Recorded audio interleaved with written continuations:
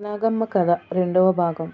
మరికొంతకాలానికి వద్దిరాజుకి గండికోటకు పోవలసిన అవసరం ఏర్పడింది. రాజ్యాన్ని మంత్రులకు అప్పచెప్పి 7 మంది కొడుకులను తీసుకొని గండికోటకు బయలుదేరాడు వద్దిరాజు. అప్పుడు కార్యవద్దిరాజు భార్య బాలనాగమ్మ నిండు గర్భవతి.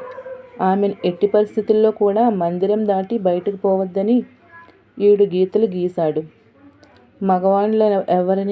మగవాళ్ళనెవరినీ కోట లోపలికి రానియ్యొద్దని కోట రక్షణ భారం తలారి రామునికి అప్పచెప్పి తండ్రితో కలిసి గండికోటకు పోయాడు.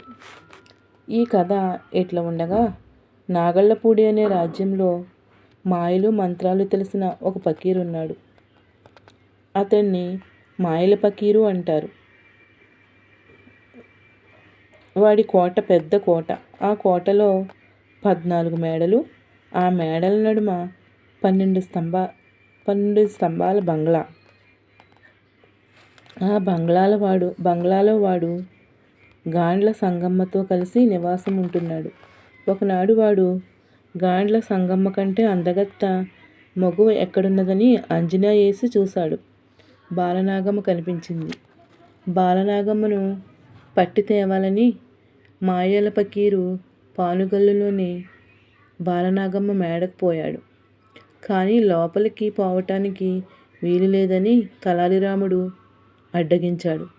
తలారిరామునికి పిల్లలు లేరని సంగతి తెలుసుకుని వాడికి తన మంత్రంతో పిల్లలు కలిగేటట్లు భ్రమ కలిగించి వాడిని వశపరుచుకుని లోపలికి వెళ్ళాడు. అప్పటికి బాలనాగమ్మ పిల్లవాడిని కన్నది. 7 రోజుల బాలెంత. పిల్లవానికి బాలవద్దిరాజు అని పేరు పెట్టుకుంది. అందరూ ఎంతో అపురూపంగా చూసుకుంటున్నారు. ఆ సమయంలో పానుగంటికి జంగమదేవర వేషంలో వచ్చిన ఫకీరు బాలెంత రోగం రాకుండా ఉండటానికి బసవన్న విమూదిని తెచ్చిన బాలనాగమ్మ బయటకొచ్చి బిచ్చం పెట్టు అని శంఖం ఊదాడు. జంగమదేవరే కదా అన్న నమ్మకంతో బాలనాగమ్మ బయటకు వచ్చి గీరలవతల నిలబడి ముత్యాలు తెచ్చి దానం చేయబోయింది. గీతలు దాటి బిచ్చం పెట్టకుంటే నీ బిడ్డ నీకు దక్కడని ఫకీరు బెదిరించగానే ఆమె భయపడి గీతలు దాటింది.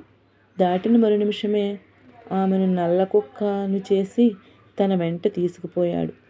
నాగళ్ళపూడికి పోయి ఆ కుక్కను మళ్ళా నాగమ్మగా మార్చేసి తనను పెండ్లి చేసుకున్నాడు. ప్రాణం పోయినా నేనా పని చేయనన్నది నాగమ్మ. అయితే నీ వాళ్ళందరి ప్రాణాలు తీస్తా అన్నాడు ఫకీరు.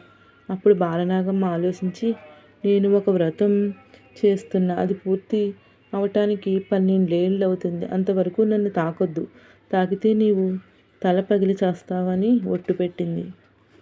బాలనాగమ్మను మాయల ఫకీరు ఎత్తుకుపోయిన సంగతి గండికోటలో ఉన్న వద్దిరాజుకు తెలిసింది. ఎకాఎకిన పానుగంటికి వచ్చాడు. 12,000 దండు తీసుకుని అందరూ నాగళ్ళపూడిలోని ఫకీరు మీదికి యుద్ధం చేయటానికి పోయారు. ఫకీరు మంత్రశక్తి ముందర వీళ్ళ బలం పనిచేయలేదు. సైన్యాన్ని అంతా బూడిదలాగా, రాజులనందరినీ రాళ్ళలాగా మార్చేశాడు. అక్కడ పానుగంటిలోన ఈ సంగతంతా తెలిసిన రాణులందరూ విషాదంలో మునిగిపోయారు. కడుపున దుఃఖం కండ్లలో కనపడనీయకుండా బాలవద్దిరాజును అల్లారు ముద్దురాజుగా పెంచుకున్నారు. బాలవద్దిరాజుకి ఏ విద్యనైనా చూస్తుండగానే నేర్చుకునే శక్తి పుట్టుకతో వచ్చింది. 14 గడియల్లోనే చదువుతో పాటు కట్టెసాము, కత్తిసాము, గుర్రపు స్వారీ, విలువిద్య అన్నీ నేర్చుకున్నాడు. 12 ఏండ్ల వాడయ్యాడు. ఇది ఇట్లా ఉండగా ఒకరోజు బాలవద్దిరాజు విల్లు బాణాలాట ఆడుతుంటే బాణం నంబి నరసమ్మ కుండకు తగిలి కుండ ముక్కలైంది. ఆమె కోపం పట్టలేక పుట్టంగానే తల్లి తండ్రిని పోగొట్టుకున్నోడివి అని తిట్టింది. అంతవరకు ఆ సంగతి తెలియని బాలవద్దిరాజు తన తల్లిదండ్రుల సంగతినంతా పెద్దమ్మలను అడిగి తెలుసుకున్నాడు. 6 నూరైనా అమ్మను నాయనను తీసుకొస్తానని పంతం బట్టి నాగళ్ళపూడికి బయలుదేరాడు. అట్లా పోతుండగా పులిరాజుపట్నం చేరాడు. ఆ రాజ్యంలో మంచినీళ్ళు బావికాడ పెద్ద పులి ఒకటి అందరినీ మింగేస్తూ ఉన్నది. ఈ సంగతి తెలిసి ఆ పులిని వెతుక్కుంటూ పోయి దాని గుహలోనే దాన్ని చంపాడు. ఈ సంగతి తెలిసి సంతోషపడ్డ ఆ దేశం రాజు సగం రాజ్యంతో పాటు తన బిడ్డనిచ్చి పెండ్లి చేస్తానన్నాడు. పని పూర్తి చేసుకుని వచ్చి చేసుకుంటానని చెప్పి ముందుకి వెళ్ళిపోయాడు బాలవద్దురాజు. అటు మీదట ఒక పెద్ద అడవిని చేరుకున్నాడు. చీకటి పడంగానే అడవి నడుములున్న ఒక పాడుపడ్డ గుడిలో పడుకున్నాడు. రాత్రిపూట అక్కడికి పులి, నక్క, ఎలుగుబంటి, నాగుపాము వచ్చి అడవి జంతువుల ఉన్న చిలుకవాదిపట్నం రాజు కూతురు రాచపండుతో 2 రోజుల్లో చచ్చిపోతుందని, అయితే ఆ గుడి మీదనే మొలిచిన 7 ఆకులు సంజీవని మొక్క ఆకురసం పిండితే ఆమె మామూలు మనిషి అయిపోతుందని మాట్లాడుకోసాగాయి.